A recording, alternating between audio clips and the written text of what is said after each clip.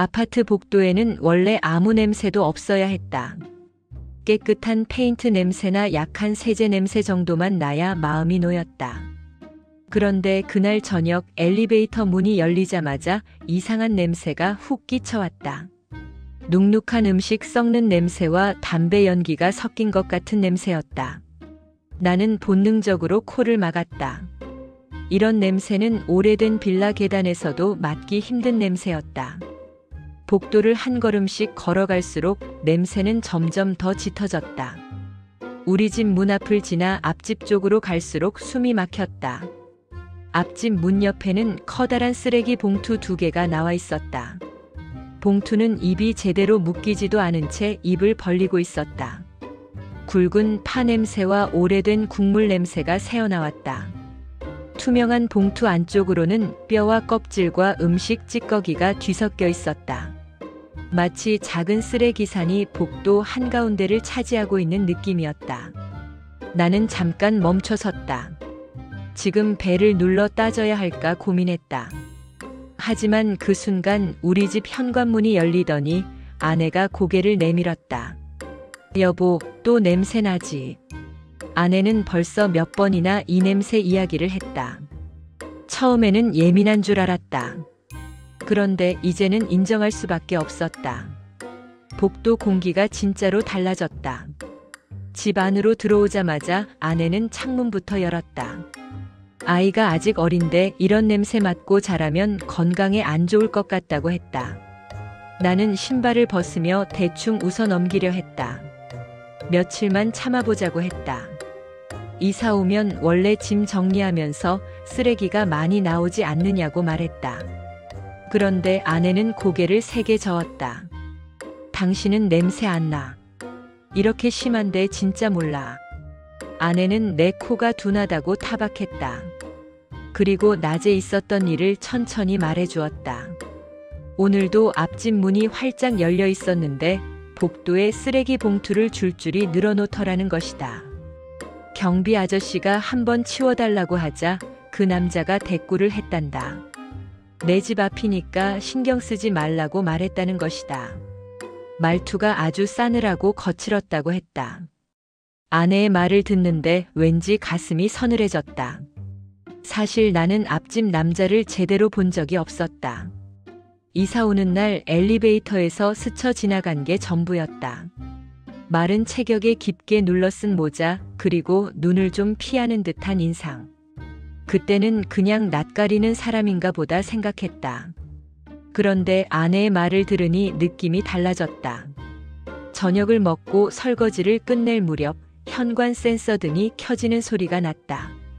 자동으로 켜지는 가벼운 전등 소리였지만 이상하게도 그날따라 더 크게 들렸다. 아내는 조용히 싱크대 물을 잠갔다. 그리고 나를 힐끗 쳐다보더니 아무 말 없이 수건으로 손을 닦았다. 우리 둘 다 같은 생각을 하고 있었다. 복도에 누가 나와 있을까?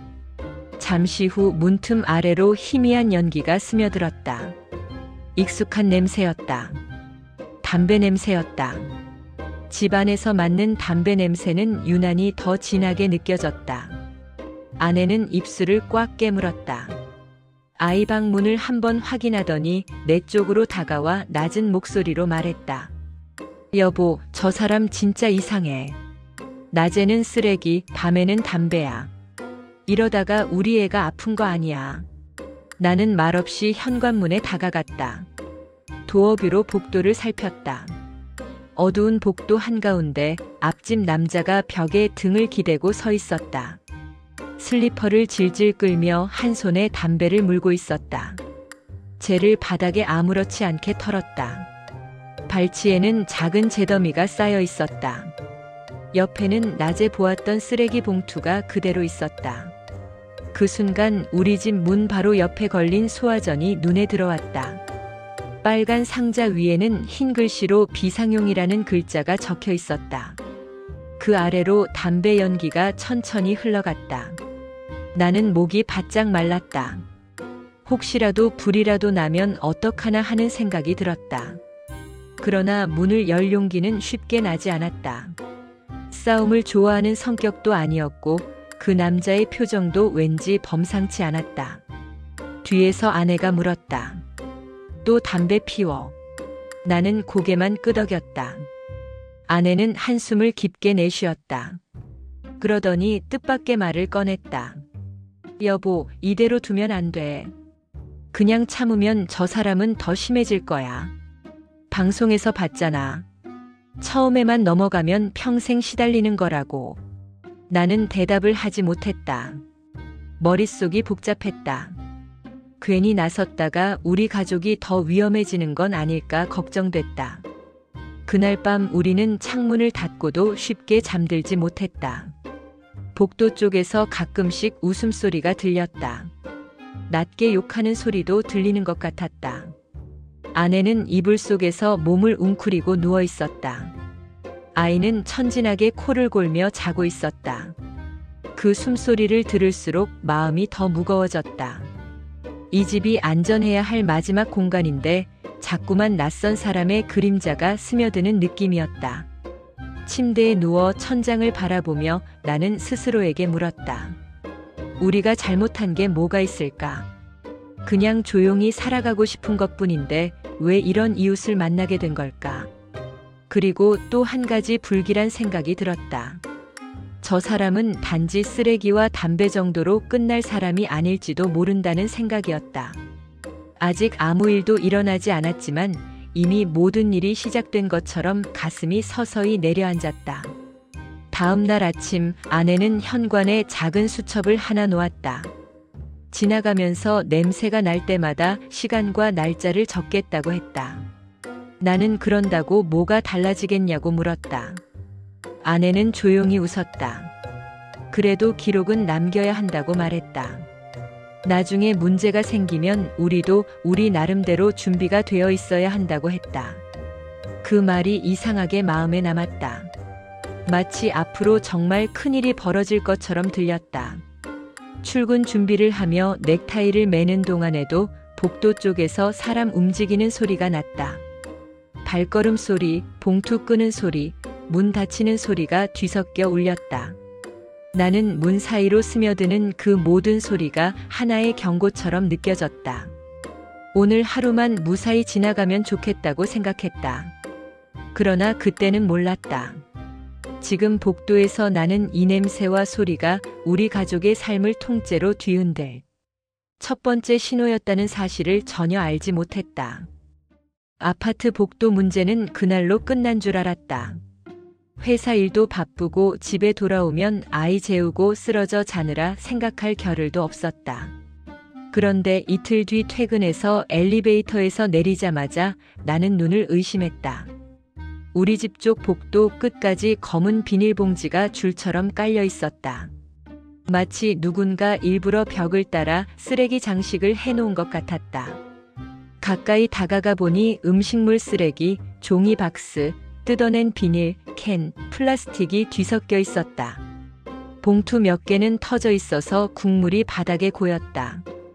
그 위로 날파리들이 떠다녔다. 아파트 복도에서 날파리를 보게 될 줄은 꿈에도 몰랐다. 나는 한숨부터 나왔다. 이건 아무리 좋게 보려 해도 단순한 부주의가 아니었다. 현관문을 열자마자 아내가 달려나왔다. 여보, 봤지? 낮부터 저 꼴이었어. 내가 관리사무소에 전화도 했는데 사람 보낸다고만 하고 안 와. 아내 얼굴은 이미 지쳐 있었다. 눈가에는 환한 주름이 선명했다. 아이는 거실에서 블록을 쌓고 있었는데 코를 찡그리며 말했다. 엄마, 집이 쓰레기 냄새나. 나는 잠시 말이 막혔다. 며칠 전 낮 아내가 복도에서 누군가에게 담배 피우지 말라고 소리치던 모습이 떠올랐다. 그때만 해도 그냥 불편한 이웃 정도라고 생각했다. 하지만 지금 복도 꼴을 보니 생각이 바뀌었다. 이건 고의였다. 그때였다. 앞집 문이 벌컥 열리더니 거친 슬리퍼 끄는 소리가 들렸다. 모자를 눌러 쓴 마른 체격의 남자가 비닐봉투 하나를 또 끌고 나왔다. 그는 우리를 힐끗 쳐다보고는 아무렇지도 않게 쓰레기 더미 옆에 봉투를 내려놓았다. 봉투를 내려놓는 순간 국물이 튀어 내 슬리퍼 옆으로 흘렀다. 저기요. 아내가 먼저 나섰다.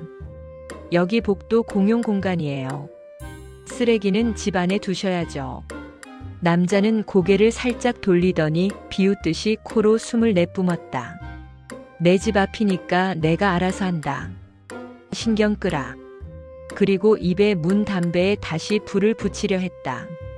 나는 본능적으로 한 걸음 앞으로 나갔다. 여기 금연구역입니다. 경비실에서도 그러지 말라고 하셨을 텐데요. 내가 말하자 남자는 담배를 손가락으로 툭 튕기며 바닥에 떨어뜨렸다. 아직 불이 완전히 꺼지지 않은 담배가 국물 위에서 천천히 식었다. 그는 내 얼굴을 위아래로 훑어보며 낮은 목소리로 말했다. 요즘 사람들 간섭이 너무 심해. 그렇게 깨끗하게 살고 싶으면 산에 가서 살아. 아내의 표정이 굳었다. 아이가 우리 뒤에서 상황을 지켜보고 있는 것이 느껴졌다. 나는 더 말하면 싸움이 커질 것 같아 입술을 깨물었다. 그 순간 엘리베이터 문이 다시 열리더니 옆집 아주머니가 장바구니를 들고 내렸다. 쓰레기를 보자마자 입을 막았다. 아이고, 또 이러셨네. 아이들 오가는데 냄새 좀 안 나게 해주세요. 남자는 짜증 섞인 얼굴로 중얼거렸다. 귀 막고 다니든가 냄새 싫으면 이사 가든가. 말끝마다 욕이 붙었다. 아주머니는 얼굴이 빨개졌지만 아이 손을 끌고 서둘러 자기 집으로 들어갔다.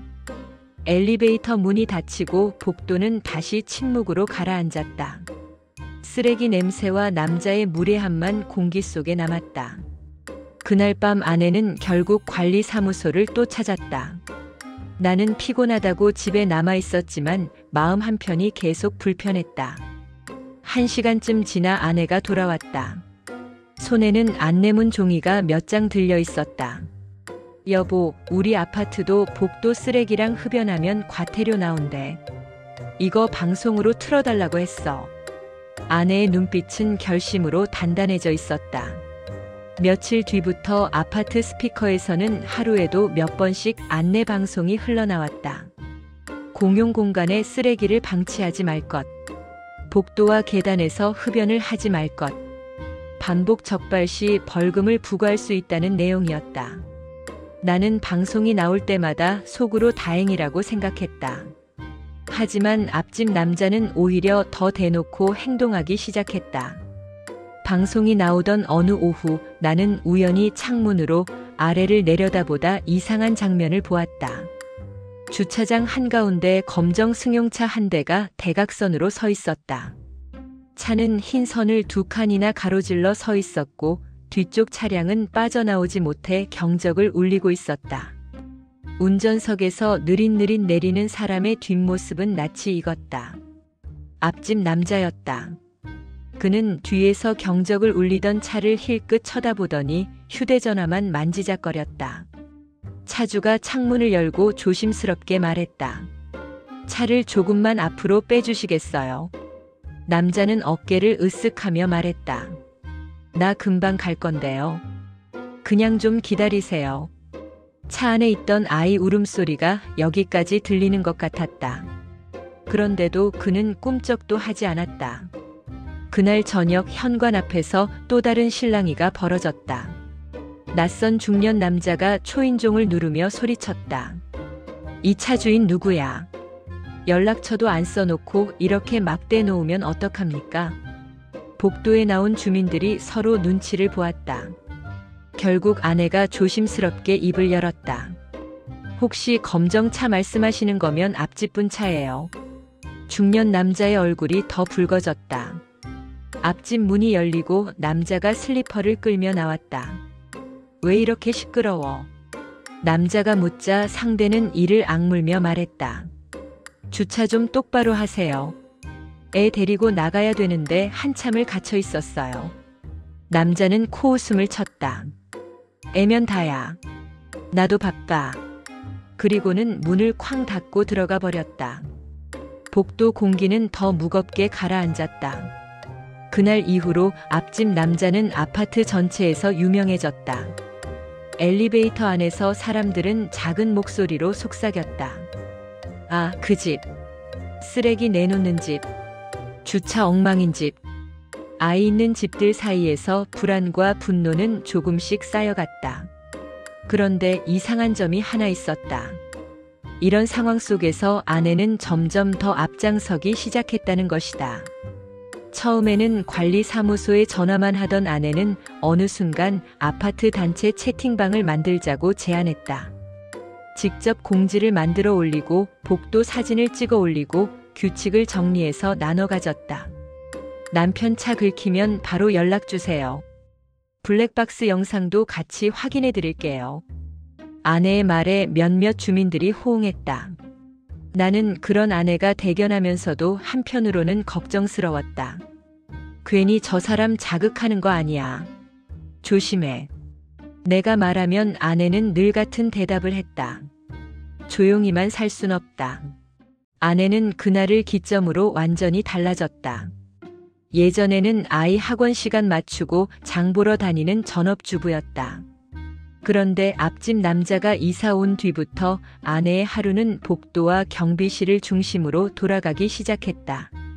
아침에 눈을 뜨면 문틈으로 복도를 살피고 낮에는 쓰레기 봉투 개수를 세고 밤에는 담배 냄새 나는 시간을 기록했다. 수첩 한 장 한 장에 날짜와 시간과 냄새의 세기가 빼곡히 적혀갔다. 처음에 나는 그 수첩을 보고 웃었다. 여보, 너무 심각하게 받아들이는 거 아니야. 그냥 이상한 이웃 한 명 생긴 것 뿐이잖아. 그러나 아내는 눈을 치켜 세우며 말했다. 이런 사람 하나 때문에 아파트 분위기가 망가지는 거야. 처음부터 잡아놔야 나중에 안 당하지. 나는 괜히 더 말하면 싸움이 날 것 같아 입을 다물었다. 그때는 몰랐다. 아내의 이 집착이 훗날 우리 모두를 구렁텅이로 끌고 들어갈 줄은 전혀 알지 못했다. 며칠 뒤 저녁. 아파트 단톡방에 새 알림이 떴다. 프로필 사진도 없는 계정이 공지를 올렸다. 안녕하세요. 2층 복도 쓰레기와 흡연 문제로 고생하시는 분들 의견을 모아보고 싶습니다. 함께 대응하면 어떨까요? 아이 키우는 집들은 특히 답글 주세요. 글을 읽어보니 문체가 익숙했다. 집에 와서 확인해보니 역시 나였다. 그 계정은 아내였다. 나는 휴대전화를 내려놓고 아내를 바라보았다. 아내는 거실 테이블 위에 아파트 평면도를 펼쳐놓고 있었다. 형광펜으로 동과 라인을 나누어 줄을 긋고 있었다. 여기는 복도 순찰 담당. 여기는 주차장 확인 담당. 마치 작은 경찰서를 꾸미는 것 같았다. 여보, 이 정도까지 해야 돼. 내가 물어보자 아내는 태연하게 말했다. 혼자 떠들면 진상 취급 당하지만 여러 명이 같이 나서면 민원이다. 세상은 그래. 그날 밤 단톡방에는 생각보다 많은 답장이 달렸다. 아이가 밤에 잠을 못 잔다. 복도 지날 때마다 냄새 때문에 속이 울렁인다. 아내는 하나하나 공감해주며 답을 달렸다. 그러면서 시간대를 나누어 복도와 주차장을 돌아보자고 제안했다. 이른 아침에는 60대 부부가 맡기로 했고 낮 시간에는 집에 있는 엄마들이 번갈아 보기로 했다. 밤 9시 이후는 우리 부부 차례였다. 나는 달력에 적힌 우리 이름을 보고 한숨이 나왔다. 회사에서 야근하고 돌아오면 그냥 자고 싶었다. 그런데 이제는 복도까지 돌아다녀야 했다. 그래도 아내가 그렇게까지 나서는데 나만 빠지기도 애매했다.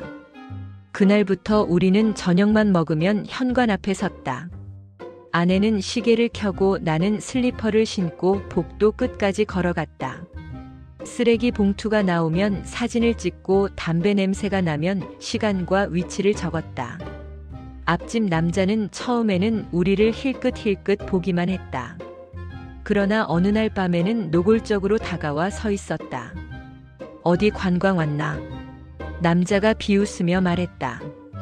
복도 구경 많이 해라. 그는 우리 옆을 스치며 일부러 어깨를 세게 부딪혔다. 뒤에서 아내가 숨을 들이켰다. 나는 이를 악물고 아무 말도 하지 않았다.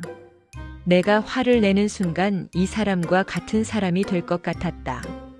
집에 돌아오자마자 아내는 눈물을 글썽이며 말했다. 여보, 저 사람 진짜 무서워. 그런데 더 무서운 건 뭔지 알아? 이렇게까지 하는데도 아무도 안 도와준다는 거야. 나는 단톡방 사람들을 떠올렸다. 모두 말로는 응원한다고 했지만 실제로 복도에 나와 있는 사람은 거의 없었다. 대부분 각자 집 안에서 소리만 듣고 있었다. 그 사실이 어쩐지 서글펐다. 다음 날 관리사무소에서 공문이 한 장 올라왔다. 최근 공용공간에서의 갈등이 심해지고 있으니 주민들끼리 직접적인 충돌을 자제해달라는 내용이었다. 쓰레기와 흡연 문제는 규정에 따라 처리하겠다고 적혀 있었다. 아내는 그 종이를 보자마자 비웃었다. 결국 피해보는 사람만 참고 살라는 거네. 이럴 거면 관리비는 왜 받아가는지 모르겠다. 그날 저녁 아파트 방송이 또 울렸다. 복도 쓰레기와 흡연 행위는 벌금 대상이라는 안내였다. 나는 식탁에서 숟가락을 들고 있다가 잠시 멈췄다. 문득 이상한 생각이 들었다. 요즘 들어 우리 집 거실에서는 늘 누군가를 탓하는 말만 오가는 것 같았다. 앞집 남자, 관리사무소, 무관심한 이웃들, 그리고 가끔은 나까지. 아내의 불만은 점점 커져갔다. 어느 날 밤, 나는 우연히 화장실에 가려다 거실 불이 켜져 있는 걸 보았다. 시계를 보니 새벽 1시였다. 아내는 소파에 앉아 노트북을 열어두고 무언가를 검색하고 있었다. 화면 한쪽에는 보험이라는 단어가 반복해서 보였다. 나는 눈을 비비며 물었다. 이 시간에 뭐해? 아내는 깜짝 놀라 노트북 화면을 덮었다. 그냥 심심해서 이것저것 보는 중이야. 목소리는 최대한 자연스럽게 들리려 했지만 손끝이 약간 떨리고 있었다. 그날 이후로 아내는 복도만이 아니라 주차장에도 자주 내려갔다. 아이를 재우고 나면 쓰레기를 버린다며 열쇠를 챙기고 나갔다. 이상하다 싶어 창문으로 내려다보면 아내는 꼭 우리 차 주변을 한 번씩 훑어보고 지나갔다. 그리고는 주차된 다른 차들을 천천히 둘러보았다. 나는 처음에 그 모습을 보고 이렇게 생각했다. 저 사람에게 당한 게 많으니 혹시 또 사고가 날까봐 점검하는 거겠지. 하지만 어느 날은 아내가 주차장에서 돌아와 신발장 앞에 기대어 서서 한참을 숨을 골랐다. 나는 물 한 잔을 건네며 물었다. 많이 힘들어. 아내는 고개를 끄덕이더니 뜻밖의 말을 꺼냈다. 여보, 우리 차 보험 뭐 들어놨지? 나 정확히는 잘 몰라. 당신이 다 알아서 했잖아. 그녀는 잠시 나를 바라보더니 웃으며 말했다. 그래.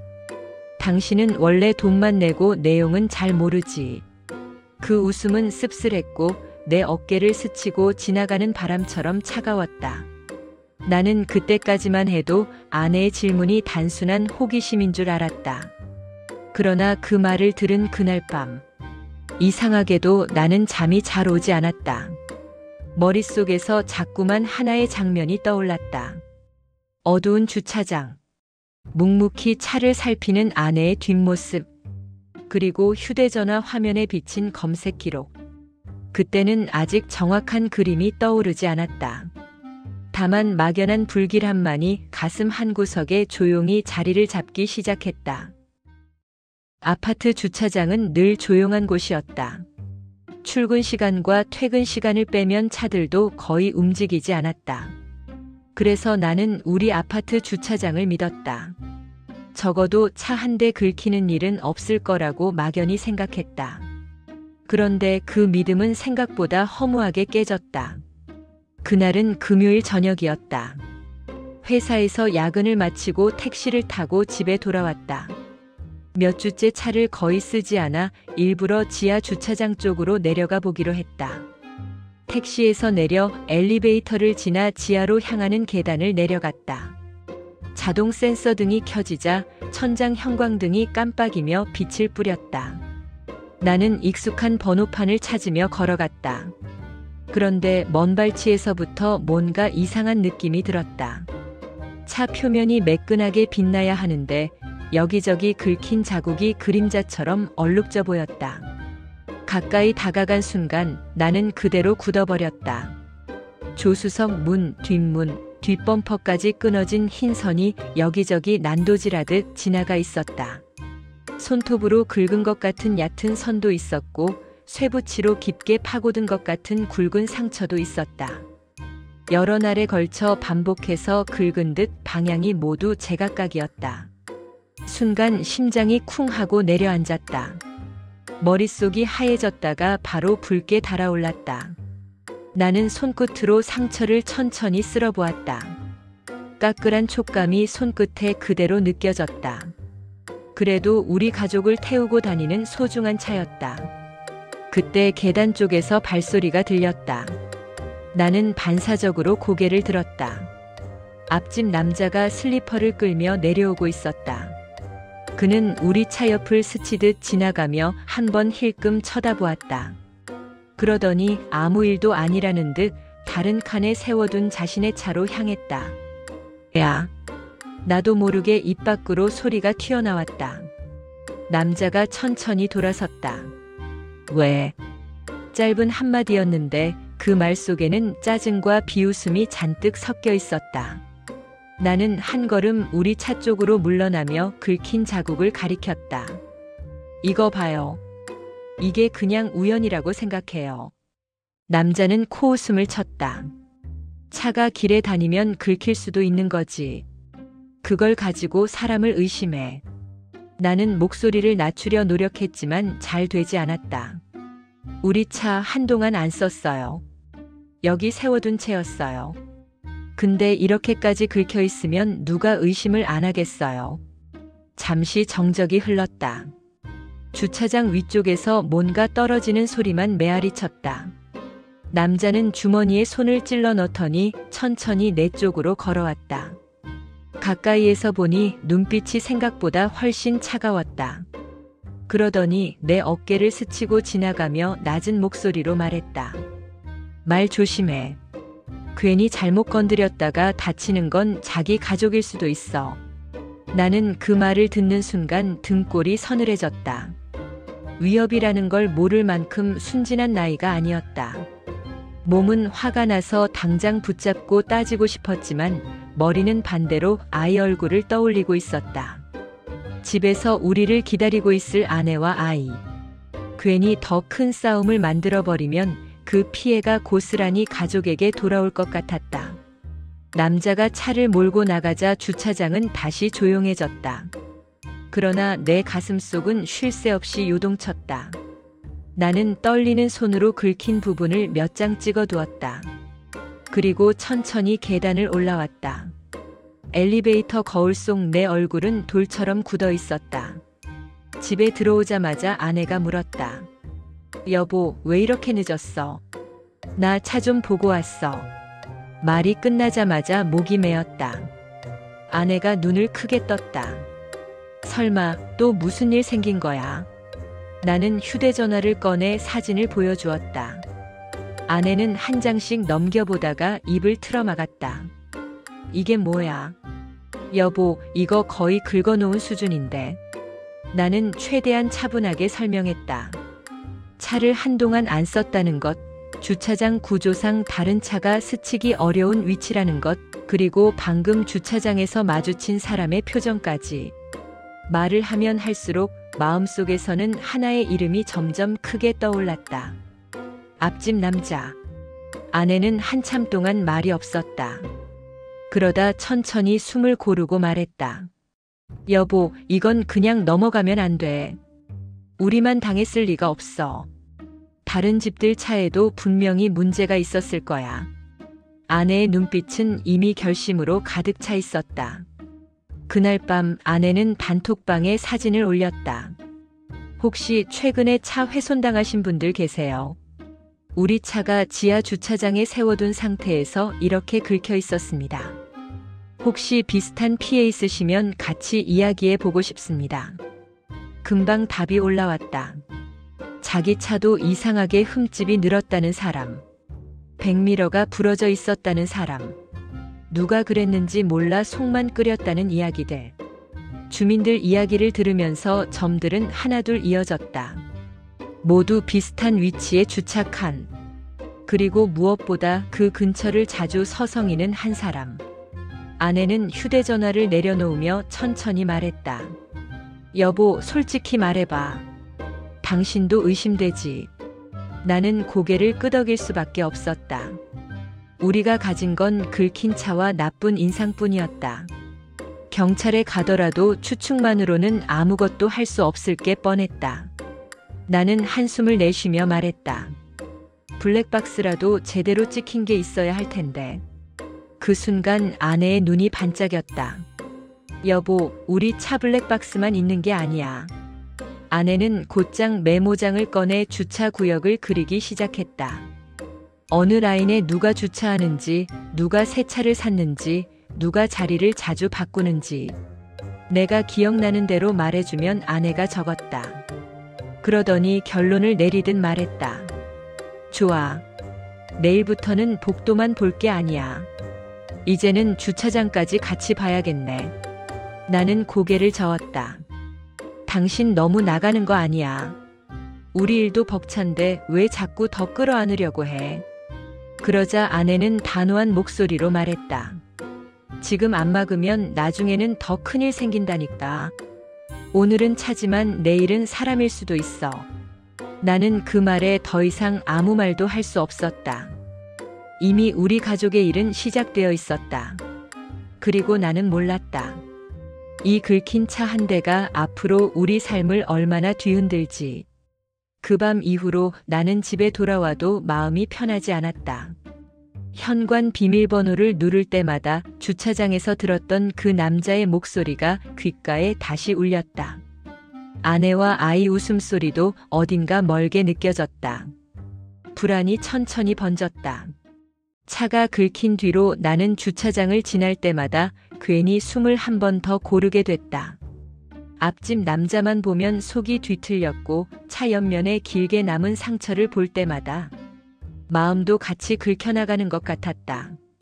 그런데 더 답답한 건 우리가 가진 게 결국 사진 몇 장과 막연한 의심뿐이라는 사실이었다. 아내는 포기하지 않았다. 단톡방에 다시 글을 올렸다. 혹시 예전 블랙박스 영상 오래 가지고 계신 분 있나요? 우리 차뿐 아니라 같은 구역 차들도 같이 확인해 보고 싶습니다. 글이 올라가자 이웃들이 조금씩 답을 달았다. 용량이 작아 오래 저장 못한다는 사람, 항상 덮어쓰기만 켜둔 사람, 다들 미안하다고 했지만 결정적인 내용은 없었다. 그래도 몇 사람은 혹시 모르니 찾아보겠다고 했다. 며칠 동안 별다른 연락은 없었다. 그 사이에도 앞집 남자는 그대로였다. 복도에는 여전히 쓰레기 봉투가 쌓였고 담배 냄새는 밤마다 현관 틈으로 스며들었다. 주차장에서는 차를 대각선으로 세워놓고 다른 차를 가두는 일도 반복됐다. 관리사무소는 경고장을 돌렸지만 그는 대놓고 코웃음을 쳤다. 벌금 몇 번쯤은 그냥 놀이처럼 여기고 있는 사람 같았다. 어느 날 저녁 아이와 밥을 먹고 있을 때였다. 아내 휴대전화가 낯선 번호로 울렸다. 아내가 받자 낮게 떨리는 남자 목소리가 들렸다. 2층에서 차 긁힌다고 글 올리신 분 맞죠? 제가 예전 영상에서 조금 이상한 장면을 찾아서요. 혹시 지금 주차장으로 내려오실 수 있을까요? 통화를 끊자마자 아내는 자리에서 벌떡 일어섰다. 여보, 지금 가야 돼. 나는 숟가락을 내려놓고 겉옷을 집어들었다. 계단을 내려가는 동안 심장이 쿵쿵 울렸다. 혹시 정말 앞집 남자가 우리 차를 긁는 장면이라도 나오는 걸까? 그걸 보게 되면 나는 그 사람을 마주보고도 가만히 있을 수 있을까? 온갖 생각이 뒤엉켰다. 지하 주차장 기둥 옆에 흰색 차 한 대가 서 있었다. 그 옆에 서 있던 중년 남자가 우리를 향해 손을 흔들었다. 여기요. 이거 한번 보세요. 그는 휴대전화를 꺼내 재생 버튼을 눌렀다. 화면 속에는 익숙한 번호판이 보였다. 내 차였다. 그리고 화면 오른쪽에서 작은 그림자가 빠르게 다가왔다. 보조바퀴가 달린 자전거였다. 자전거를 타고 있던 아이가 갑자기 중심을 잃고 옆으로 쏠렸다. 핸들이 돌아가면서 핸들 끝이 우리 차 옆면을 길게 긁었다. 화면에서는 아무 소리도 들리지 않았지만 내 귀에는 분명 쇳소리가 들리는 것 같았다. 나는 본능적으로 이를 악물었다. 바로 그때 화면 한쪽에서 누군가 뛰어들어왔다. 연한색 패딩을 입은 여자가 아이를 와락 끌어안았다. 한 손으로 헝클어진 머리를 쓸어 올리고 다른 손으로 아이 팔을 붙잡았다. 나는 그 순간 숨이 멎는 줄 알았다. 옆 얼굴, 묶은 머리, 허리를 숙이는 습관, 아이를 부르는 목소리까지. 화면 속 여자는 우리 집 현관에서 늘 나를 맞이하던 사람, 내 아내였다. 하영아, 많이 놀랐지? 괜찮아. 안 다쳤어. 화면 속 아내가 아이를 다독이며 말했다. 아이는 울먹이며 우리 차를 가리켰다. 엄마, 이거 긁힌 거야? 아저씨 차 망가진 거야? 그러자 아내는 잠시 주위를 둘러보았다. 주차장은 조용했고 다른 사람 그림자는 보이지 않았다. 아내는 아주 낮은 목소리로 말했다. 조용히 해. 아빠 알면 큰일 나. 빨리 올라가자. 나중에 엄마가 알아서 할게. 그 말을 끝으로 아내는 아이 손을 잡고 화면 밖으로 빠르게 사라졌다. 동작이 너무 익숙해서 더 잔인하게 느껴졌다. 영상은 거기까지였다. 중년 남자가 재생을 멈추고 난처한 표정으로 우리를 바라보았다. 날짜 보니까 한 달 조금 지났더라고요. 그땐 그냥 애들이 실수한 줄 알고 넘겼는데 요즘 주차장 얘기가 많아서 혹시나 싶어 연락드렸어요. 너무 늦게 알려드린 건 아닌지 모르겠네요. 나는 목이 바짝 말라 아무 말도 나오지 않았다. 앞집 남자 얼굴 대신 내 아내 뒷모습이 머릿속을 가득 채웠다. 그동안 앞집 남자를 욕하며 단체방을 이끌던 목소리와 화면 속 낮게 떨어지는 목소리가 겹쳐졌다. 아내가 먼저 입을 열었다. 영상 혹시 저희한테 보내주실 수 있을까요? 남자는 고개를 끄덕였다. 혹시 나중에 문제 생기면 서로 참고해야죠. 그러고는 조심스러운 걸음으로 자리를 떠났다. 엘리베이터를 타고 올라오는 길, 우리 사이에는 숨소리만 오갔다. 층수를 알리는 숫자가 하나씩 올라갈 때마다 가슴속 무언가도 같이 내려앉는 느낌이었다. 집에 들어서자 아이가 달려나왔다. 엄마, 어디 갔다 왔어? 아내는 억지로 미소를 지으며 말했다. 응, 주차장에 잠깐. 아무 일도 아니야. 그 대답이 유난히 허전하게 들렸다. 아이가 방으로 들어가고 문이 닫히자 거실은 갑자기 낯선 공간처럼 느껴졌다. 나는 결국 묻고 말았다. 언제부터 알고 있었어? 아내는 한동안 대답하지 않았다. 소파에 앉아 두 손을 꼭 모으고 있다가 겨우 입을 열었다. 그날 바로 알았어. 애가 다친 줄 알고 달려갔는데 차가 긁혀 있는 걸 보고 머리가 하얘졌어. 그러면 그날 집에 와서 말했어야지. 나는 최대한 목소리를 낮추려 했지만 끝부분이 떨렸다. 아내는 고개를 숙인 채 말을 이었다. 처음에는 말하려고 했어. 근데 당신이 요즘 어떤지 내가 제일 잘 알잖아. 앞집 남자 얘기만 나오면 얼굴이 굳고 복도 냄새만 나도 화내잖아. 그 상태에서 우리 애가 차 긁었어라고 말하면 나는 당신 표정 보는 것만으로도 숨이 막힐 것 같았어. 그래서 그냥 숨겼다는 거야. 내가 되묻자 아내는 힘없이 웃었다. 하루만 지나면 덜 화낼 줄 알았어. 근데 하루가 이틀이 되고 일주일이 지나니까 점점 말을 못하겠더라. 어느 순간부터는 내가 먼저 고백하는 순간 모든 잘못이 내 몫이 되는 것 같았어. 그래서 차 얘기만 나오면 일부러 다른 말로 돌렸어. 나도 그때마다 가슴이 쿵 내려앉았어. 나는 뒤통수를 얻어맞은 사람처럼 멍해졌다. 앞집 남자와 싸우겠다며 주민들을 모으고 기록을 남겨야 한다고 말하던 아내가 정작 가장 먼저 기록했어야 할 사실을 숨기고 있었다. 차를 긁힌 것도 충격이었지만 내 옆에 서 있던 사람이 이미 모든 걸 알고 있었다는 사실이 더 깊게 박혔다. 그 생각이 머리를 떠나지 않았다. 아내의 고백을 들은 그날 밤 나는 거의 한숨도 자지 못했다. 눈을 감으면 주차장 화면이 떠올렸다. 자전거 핸들이 차 옆면을 긁던 순간 아이를 끌어안던 아내 얼굴, 그리고 카메라 밖으로 사라지던 뒷모습이 계속 반복됐다. 앞집 남자의 비웃음보다 더 쓰라린 건 아내의 침묵이었다. 다음 날 퇴근길에 나는 결국 탐정 사무소 문을 두드렸다.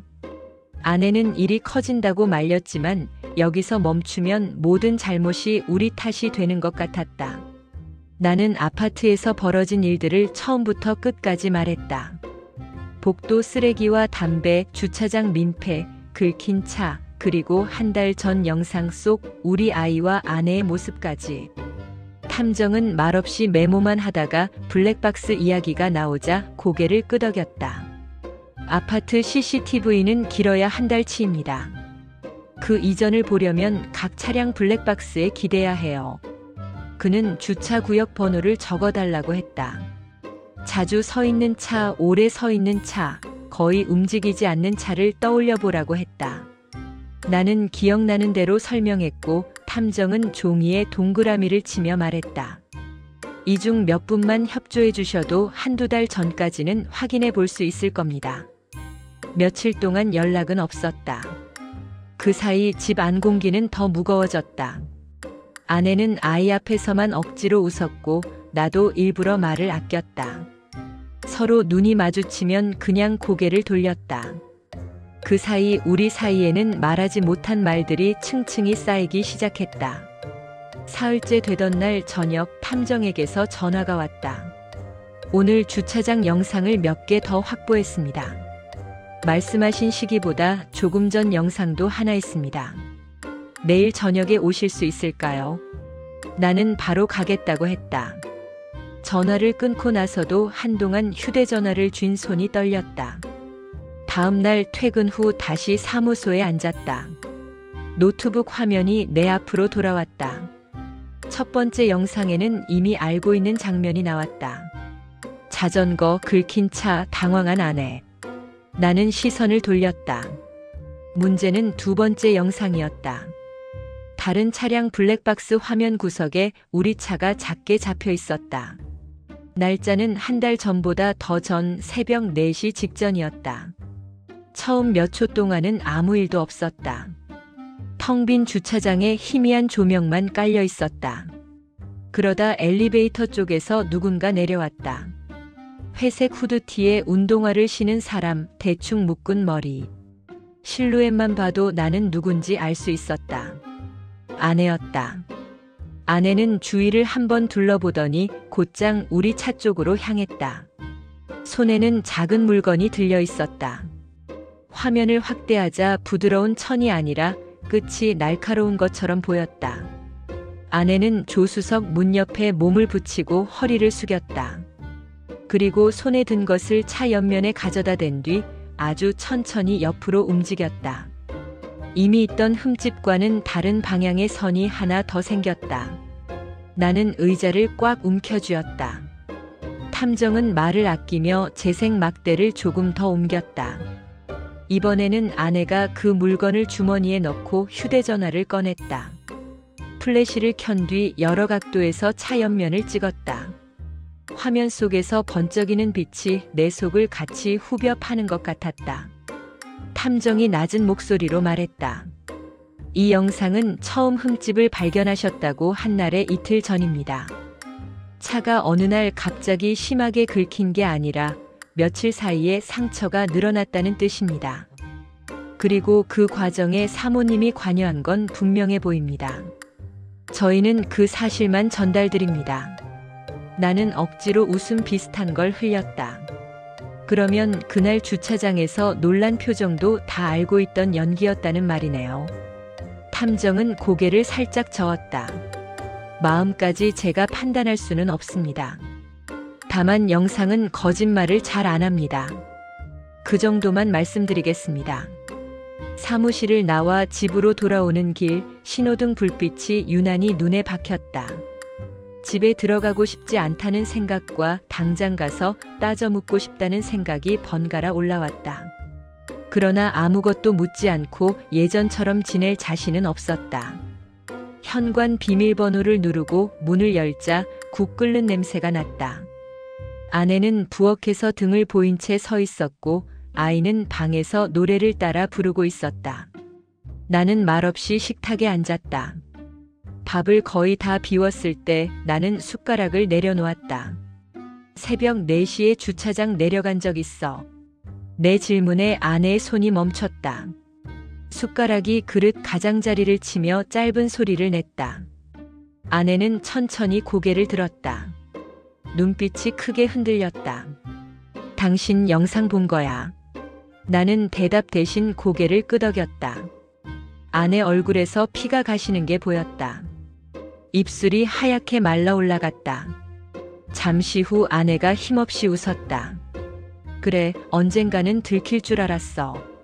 새벽에 내려갈 때마다 누가 보고 있을 것 같았거든. 나는 물었다. 왜 그랬어? 한 번 실수한 것도 모자라서 왜 일부러 더 긁은 거야?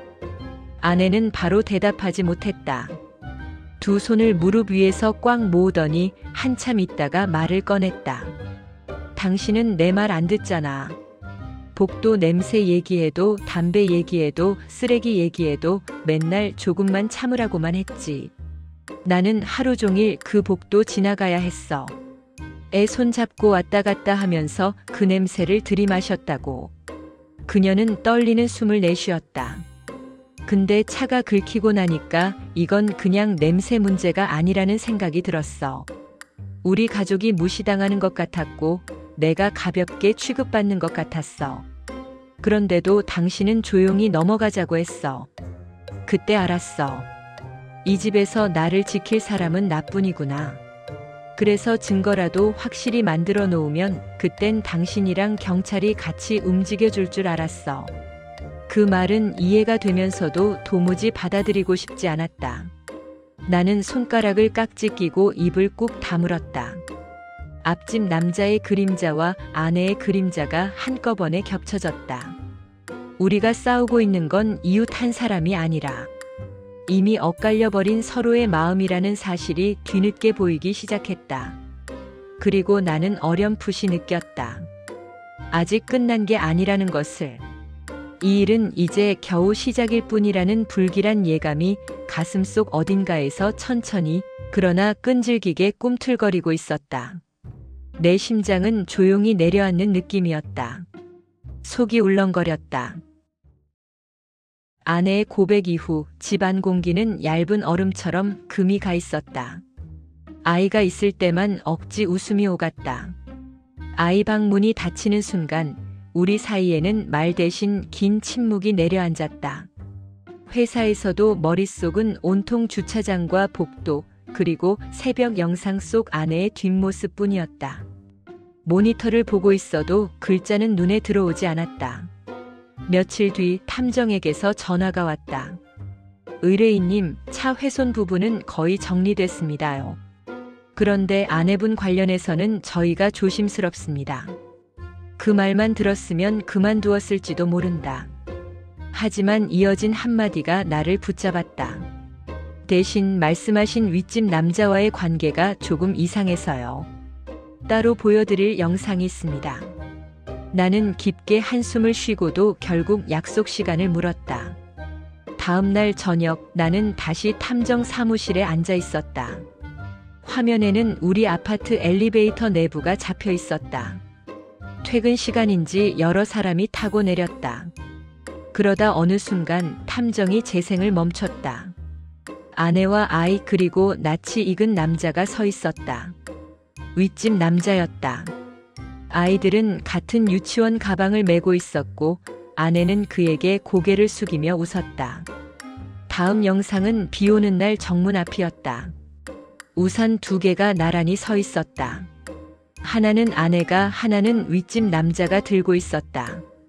가운데에서 아이 둘이 장난치며 뛰어다녔다.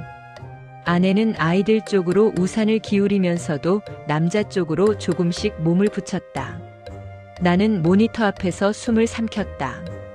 세 번째 영상은 유치원 앞 골목이었다. 아이들을 보내고 난 뒤 둘은 골목 입구에 서서 한참 이야기를 나누고 있었다. 남자는 손을 주머니에 찔러 넣은 채 웃고 있었고 아내는 그 옆에서 고개를 끄덕이며 듣고 있었다. 가끔은 그의 팔을 툭 치며 웃기도 했다. 나는 의자 끝에 매달린 사람처럼 온몸을 굳혔다. 탐정이 조심스럽게 입을 열었다. 두 분이 같이 있는 시간이 생각보다 많습니다. 아이 등하원뿐 아니라 장을 보거나 놀이터에서 아이들을 함께 돌보는 장면도 있습니다. 그는 날짜와 시간을 짚어주었다. 오전 10시, 오후 3시, 저녁 7시. 내 근무 시간과 정확히 겹치는 시간들이었다. 나는 머릿속으로 숫자를 세었다. 그 시간 동안 나는 회사에서 보고서를 쓰고 회의하고 야근하며 이 집을 지킨다고 믿었다. 그런데 집 근처에서 아내 곁을 지키는 사람은 따로 있었다. 나는 결국 물었다. 둘이 아이들 없이 만난 적도 있습니까? 탐정은 잠시 침묵하더니 다른 파일을 열었다. 이번 영상은 대형마트 주차장이었다. 화면 한쪽에 낯선 간판들이 보였다. 에스컬레이터 입구에서 아내와 윗집 남자가 나란히 내려오고 있었다. 손에는 장바구니와 쇼핑백이 들려 있었고 아이들은 보이지 않았다. 둘은 자연스럽게 나란히 걸으며 서로를 보며 웃었다. 잠깐이지만 어깨가 스치듯 붙는 장면도 보였다. 탐정은 짧게 정리했다. 이 정도면 단순한 이웃 사이라고 보기 어렵습니다. 하지만 저희는 사실만 전달합니다. 판단은 의뢰인님의 몫입니다. 나는 아무 말도 하지 못했다. 화면 구석의 날짜, 초 단위로 흐르는 숫자, 엘리베이터 층수 표시까지 모두 비현실적으로 느껴졌다. 집으로 돌아오는 길 일부러 천천히 걸었다. 아파트 단지 입구에 들어서자 아이들 웃음소리가 들렸다. 무심코 놀이터 쪽을 돌아본 순간 나는 발걸음을 멈추었다. 윗집 남자가 아이들의 자전거를 잡아주고 있었고 아내는 그 옆에서 과자를 꺼내 건네고 있었다. 아이 둘은 둘러앉아 과자를 나누어 먹었다. 멀리서 보면 평범한 가족 같은 장면이었다. 나는 나 자신이 그 화면 밖 사람처럼 느껴졌다. 그날 밤 아이가 잠든 뒤 나는 거실 불을 모두 켜놓았다. 아내가 부엌에서 물을 마시고 돌아오다 내 표정을 보고 멈췄다. 당신 오늘 어디 갔어? 나는 바로 대답하지 않았다. 탐정사무소. 오늘 영상 몇 개 봤어? 그 말을 듣자 아내의 눈빛이 흔들렸다. 짧은 침묵 사이로 냉장고 소음까지 선명하게 들렸다. 나는 천천히 말을 이었다. 유치원 앞에서 같이 서 있던 장면도 봤고 마트 주차장에서 아이 없이 같이 걸어가던 장면도 봤어. 아내는 더 이상 웃지 않았다. 소파에 털썩 앉아 두 손으로 얼굴을 가렸다. 한참 있다가 쉰 목소리로 말했다. 숨길 수 있을 거라고는 생각 안 했어. 그냥 조금만 더 미루고 싶었을 뿐이야. 나는 묻지 않을 수 없었다. 언제부터야? 차가 긁히기 전부터야, 그 후부터야? 아내는 손가락 사이로 숨을 내쉬더니 조용히 말했다. 애들 유치원 같이 다니기 시작한 뒤부터. 처음엔 그냥 말 상대였어. 복도 쓰레기 얘기하고 주차장 얘기하고 남편들 흉이나 조금 보고. 그러다 보니까 어느 날 내가 그 사람 앞에서만 한숨을 덜 쉬고 있다는 걸 알았어. 그 말이 머릿속을 울렸다. 아내는 떨리는 목소리로 말을 이었다.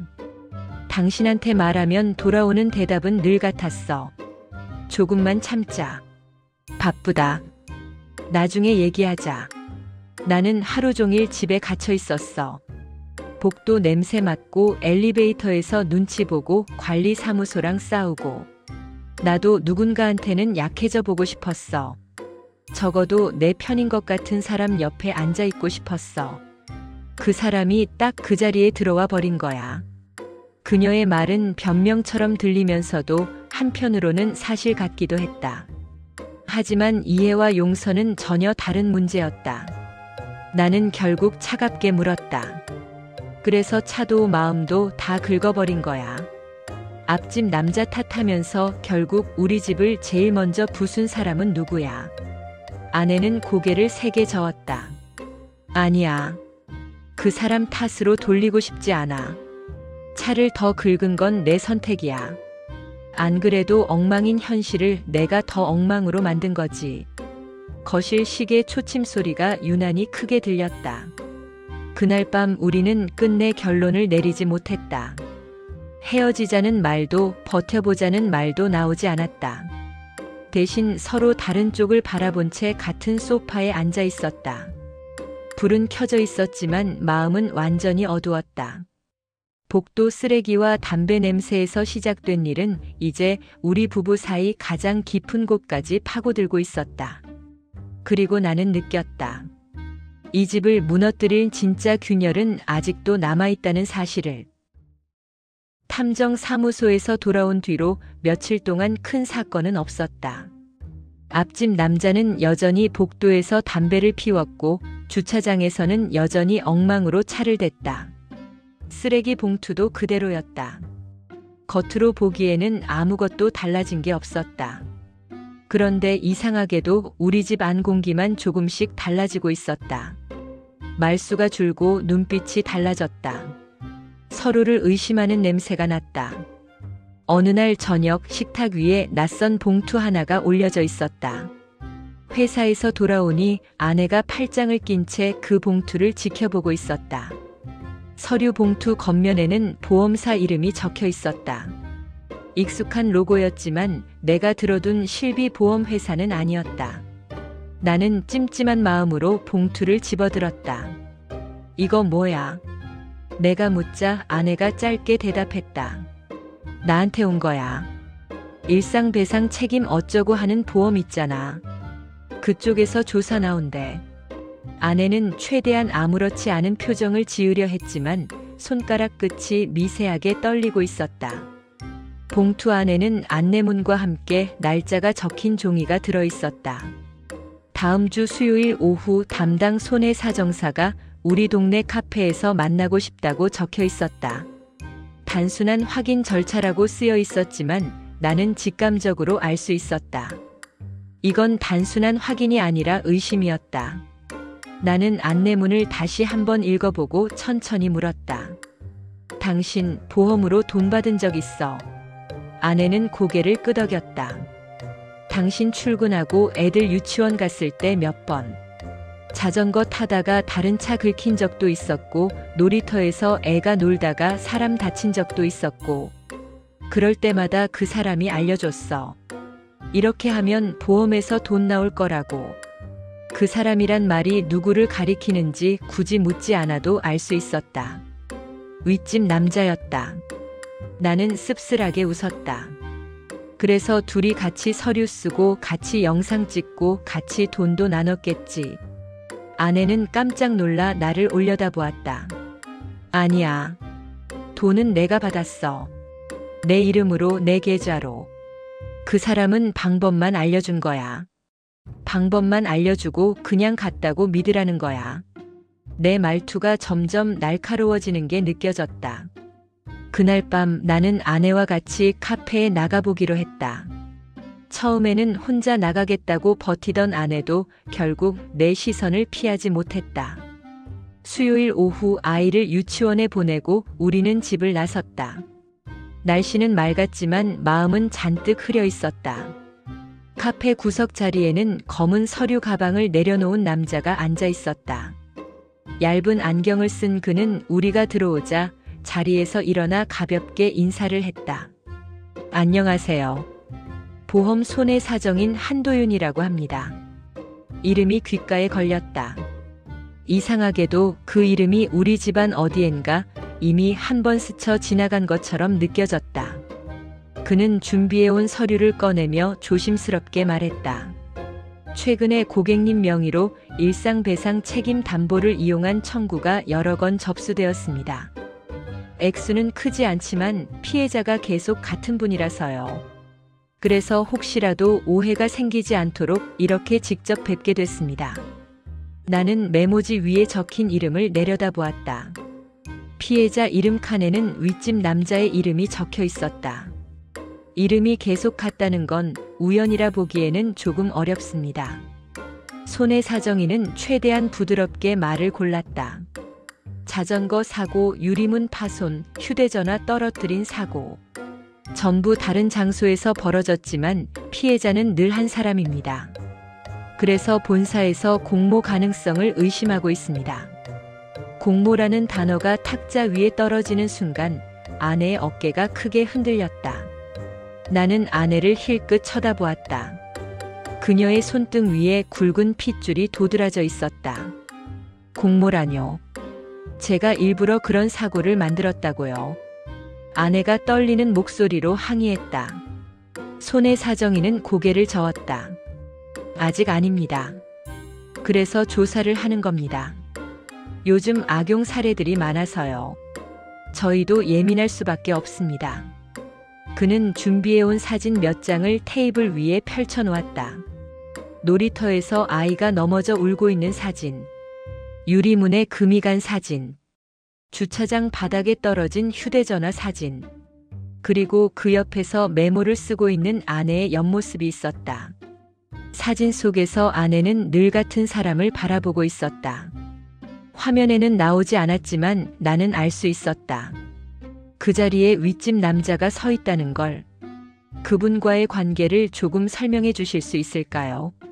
손해사정인의 질문에 아내는 입술을 깨물었다. 그냥 애들 친구 아빠예요.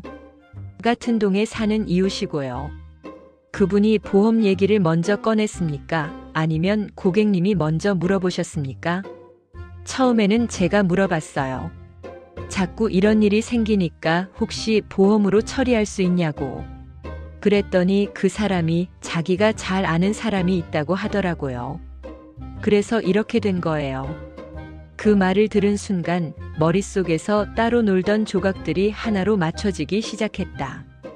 복도에서의 눈빛, 엘리베이터 안의 대화, 놀이터 벤치에서 나누던 긴 한숨.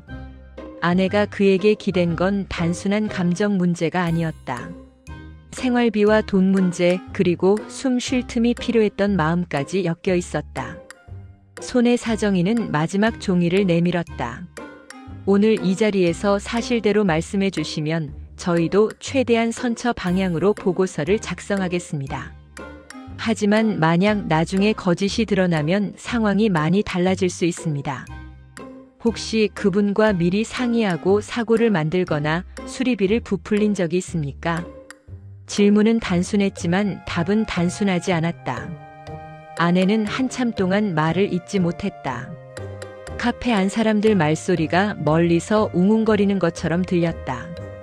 나는 아내 손등 위에 얹힌 그녀의 손가락을 바라보았다. 손톱 끝이 하얗게 변해 있었다. 마침내 아내가 낮게 말했다. 수리비를 조금 크게 쓴 적은 있어요. 처음에는 그냥 실제보다 조금만 더. 나도 알았어요. 이게 옳은 건 아니란 걸. 근데 한번 돈이 들어오니까 그 다음부터는 그게 유일하게 내가 마음대로 쓸 수 있는 돈이 돼버렸어요. 그녀의 고백은 공기 중에 길게 떠 있었다. 손해사정인은 잠시 침묵하더니 펜을 내려놓고 우리를 번갈아 바라보았다. 오늘 이야기는 여기까지라고 조용히 말했다. 집으로 돌아가는 길 내 발걸음은 무거웠다. 마음도 깊이 가라앉았다. 아내는 카페에서 돌아온 뒤로 방에 틀어박혀 거의 나오지 않았다. 아이가 있을 때만 억지 미소를 지었고 아이가 잠들면 방문을 닫고 불을 껐다. 집안에는 TV 소리 대신 종이 넘기는 소리와 한숨 소리만 떠돌았다. 나도 마찬가지였다. 회사에서는 숫자만 바라봤고 퇴근길에는 휴대전화 화면만 멍하니 내려다보았다. 서로 말 걸 기회를 여러 번 놓치면서 우리 사이는 천천히 그러나 확실하게 멀어지고 있었다. 어느 날 밤 나는 우연히 아내 지갑을 보게 됐다. 아이에게 약을 먹이려고 서랍을 뒤지다 지갑이 쿵 떨어졌는데 카드칸 뒤쪽에 접힌 봉투 하나가 끼워져 있었다. 나는 처음 보는 통장 사본을 꺼내 들었다. 잔액은 놀랄 만큼 많지 않았다. 하지만 문제는 입금 내역이었다. 사고 일자와 비슷한 날짜에 이름이 같은 사람에게서 반복해서 돈이 들어와 있었다. 윗집 남자의 이름이었다. 나는 손이 굳어버린 채 한참을 서 있었다. 그때 방문이 열리며 아내가 나왔다. 지갑을 본 순간 아내 얼굴빛이 하얗게 변했다. 왜 내 지갑을 뒤져? 나는 변명조차 하지 못했다. 그냥 통장을 내밀며 물었다. 이건 뭐야? 아내는 통장을 받아들고 꽉 쥐었다. 손등이 하얗게 질렸다. 잠시 후 그녀는 힘없이 말했다. 생활비야. 당신한테 말 못 받은 나만의 생활비. 물론 그 말로 모든 게 설명되지는 않았다. 나는 참았던 말을 쏟아냈다. 보험으로 받은 돈도 모자라서 이제는 그 사람한테까지 돈을 받는 거야. 그 사람 부인 알면 뭐라고 하겠어? 아내는 고개를 저었다. 그 사람 부인은 이미 알아. 처음에는 같이 욕도 했어. 자기 남편은 맨날 밖에서 흥청망청 쓰고 다닌다고. 그런데 내가 사정 얘기를 하니까 차라리 우리끼리 서로 돕자고 하더라. 남자 앞으로 들어오는 건 작은 보상이라고 생각하라고. 말이 점점 더 꼬였다. 나는 차갑게 물었다. 그럼 이건 불륜이 아니라 사업이야. 둘이서 보험이랑 사고를 같이 만들고 같이 계획하고 같이 돈을 나눈 거야. 아내는 불륜이라는 단어에 움찔했다. 그러다 고개를 들고 말했다. 그래, 나도 알아. 이게 정상은 아니라는 거. 근데 어느 순간부터는 그 사람과 만나는 날만 내가 숨을 쉴 수 있더라. 그날 하루만큼은 당신 잔소리도 앞집 남자 욕도 관리사무소 싸움도 없었거든. 그냥 내가 불쌍한 사람 취급을 받으면서 위로받는 날. 내 말은 칼이 되어 돌아갔다. 그래서 당신은 나 몰래 그 사람 만나고 내 차 긁고 내 이름으로 보험금 받고 그 돈으로 둘이 놀러 다닌 거야. 아내는 고개를 저었다. 같이 여행 간 적 없어. 같이 호텔 간 적도 없어. 우리 생각보다 훨씬 초라해. 애 유치원 옆 분식집, 마트 푸드코트, 공원 벤치. 그게 다야. 불륜이라 부르기도 애매한 사이. 근데 도망치기엔 이미 너무 깊이 들어와 버렸어. 그 말이 오히려 더 숨막혔다. 화려한 배신보다 이렇게 초라하고 지질한 배신이 더 견디기 힘들었다. 우리는 한참 동안 아무 말도 하지 못했다. 그때 휴대전화가 울렸다. 모르는 번호였다. 전화를 받은 순간 낮게 가라앉은 남자 목소리가 들렸다. 혹시 2층 사시는 분 맞으시죠? 제가 할 말이 있어서요. 내일 저녁 아파트 앞 카페에서 뵐 수 있을까요? 윗집 남자였다. 나는 잠시 망설이다가 알겠다고 했다. 전화를 끊자마자 아내가 물었다. 누구야? 나는 일부러 담담한 목소리로 대답했다. 윗집.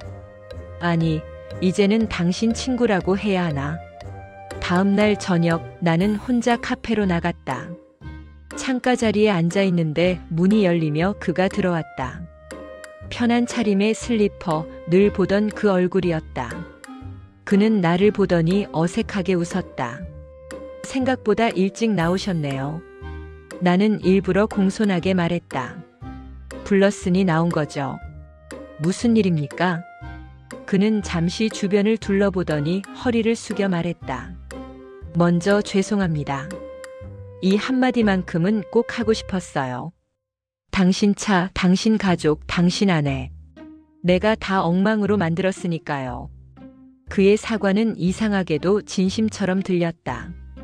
그러나 나는 쉽게 흔들리고 싶지 않았다. 그래서 물었다. 지금 와서 사과하면 다 끝납니까? 우리 집은 이제 어떻게 해야 합니까? 그는 씁쓸하게 웃었다. 사실 제 집도 엉망입니다. 그쪽이 모를 뿐. 잠시 침묵이 흘렀다. 윗집 남자는 종이컵을 만지작거리며 말했다. 당신 아내 혼자 아니었으면 좋겠어요. 이 판을 만든 건 저도 절반은 책임이니까요.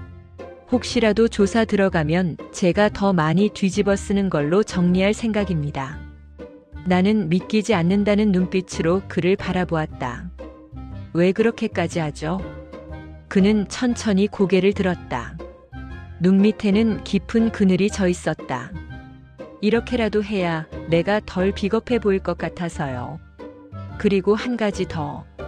당신도 모르는 게 하나 있더라고요. 그는 주머니에서 깨끗이 접힌 영수증 여러 장을 꺼내 탁자 위에 올려놓았다.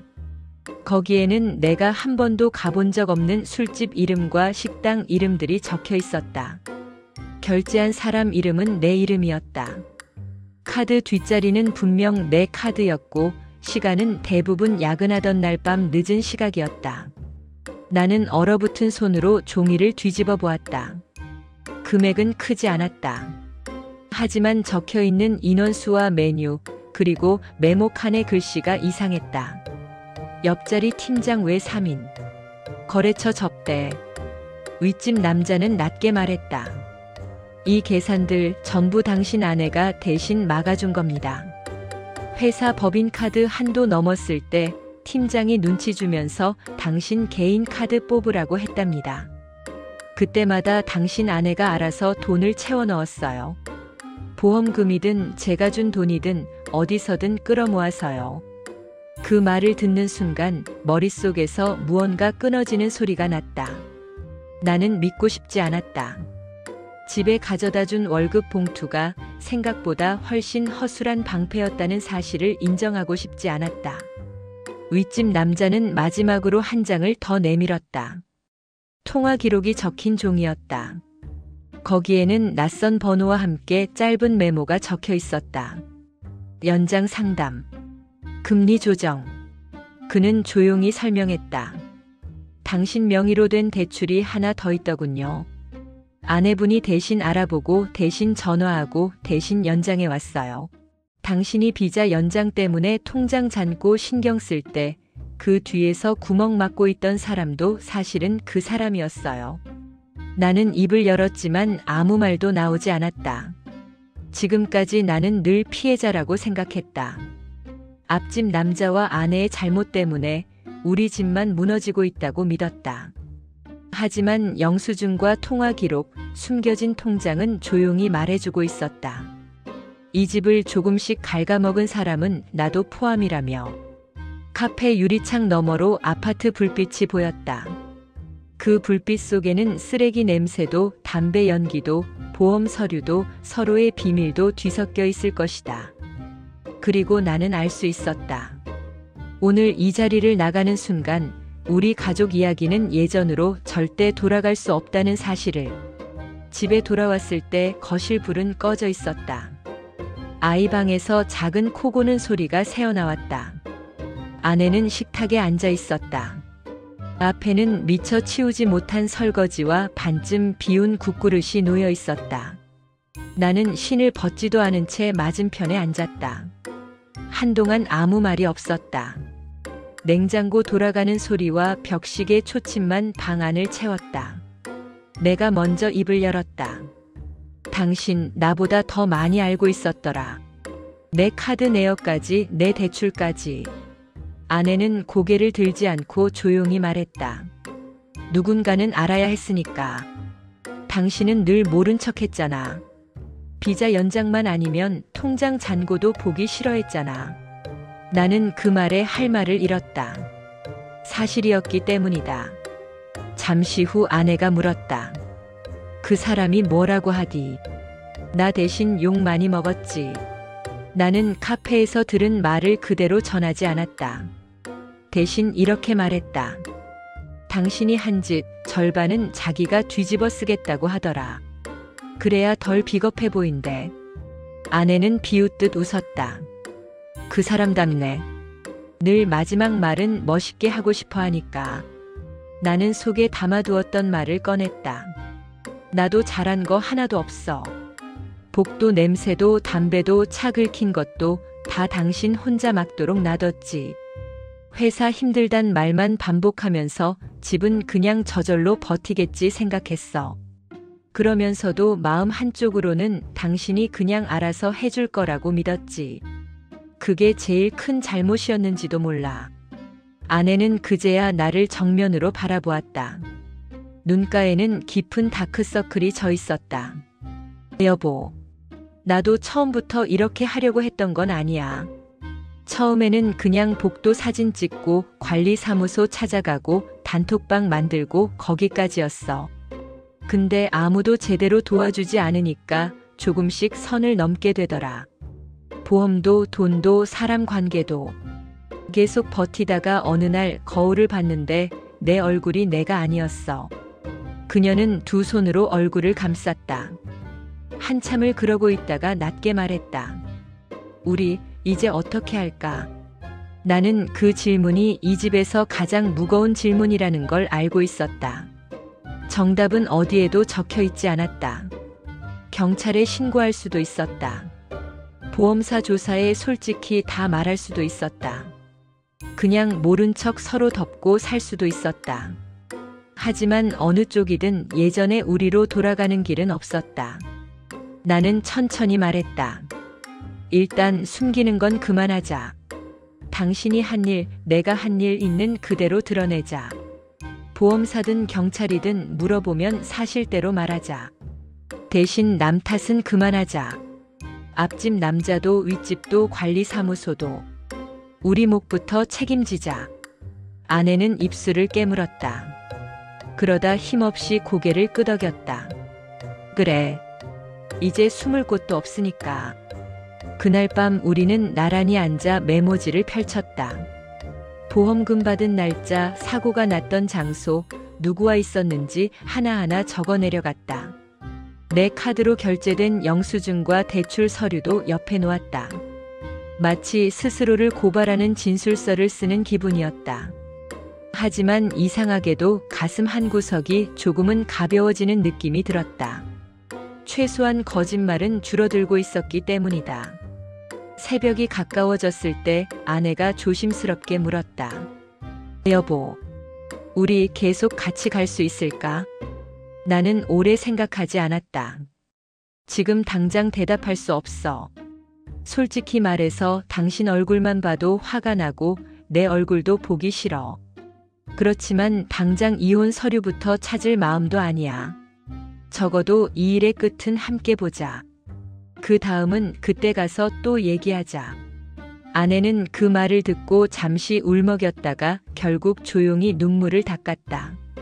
고마워 라는 말 대신 그녀는 노트를 내 쪽으로 밀어주었다. 여기에 내 실수 다 적었어. 당신 실수도 옆에 같이 적어. 우리 둘이 같이 저지른 일이라는 거 나중에 누가 묻더라도 잊지 않게. 며칠 뒤 보험사에서 다시 연락이 왔다. 조사가 공식적으로 시작된다는 안내였다. 우리는 준비해둔 메모와 서류를 들고 나갔다. 손의 사정이는 처음 만났을 때보다 더 딱딱한 표정이었지만 우리가 생각보다 많은 것을 솔직하게 털어놓자 잠시 말을 잃었다. 그는 한숨을 내쉬며 말했다. 이런 일 요즘 정말 많습니다. 하지만 대부분 끝까지 거짓말하려고만 하지요. 적어도 있는 그대로 말해주신 건 다행입니다. 결과가 어떻게 나오든 감수하실 수 있겠습니까? 나는 아내와 눈을 마주쳤다. 그녀는 천천히 고개를 끄덕였다. 네. 우리가 망가뜨린 건 돈이 아니라 사람이라는 걸 이제는 알아요. 그 대답은 우리 둘에게 하는 말이기도 했다. 회의실을 나와 복도로 나왔을 때 바깥 창문으로 오후 햇살이 길게 들어와 있었다. 이상하게도 그 빛이 처음 이 집에 이사 왔을 때 복도에 쏟아지던 햇살과 겹쳐 보였다. 집으로 돌아오는 길, 우리는 처음으로 앞집 남자 이야기를 하지 않았다. 대신 아이 이야기, 내 비자 문제, 앞으로 어디서 어떻게 살아야 할지 조심스레 나누었다. 상처가 사라진 것은 아니었다. 긁힌 차도 무너진 신뢰도 그대로였다. 하지만 그 위에 새로운 문장을 한 줄 더 적을 수 있다는 사실만은 분명했다. 아파트 복도를 지날 때 아직도 쓰레기 냄새가 옅게 남아 있었다. 하지만 예전처럼 숨이 막히지는 않았다. 아내는 창백한 얼굴로 아이 손을 꼭 잡고 있었다. 나는 그 뒤에서 조용히 걸었다. 복도 끝 센서 등이 하나둘 켜졌다 꺼졌다. 그 불빛 사이로 우리는 겨우 앞으로 한 걸음씩 나아가고 있었다. 하지만 아직 우린 서로를 다 용서하진 못했다. 오늘의 사연은 여기까지입니다. 여러분이라면 이런 상황에서 어떻게 하시겠나요? 댓글로 의견을 남겨주세요. 오늘 영상이 마음에 드셨다면 구독 버튼 한번 눌러주시고요. 좋아요와 알림 설정도 부탁드립니다. 앞으로도 편안한 이야기로 찾아뵙겠습니다. 감사합니다.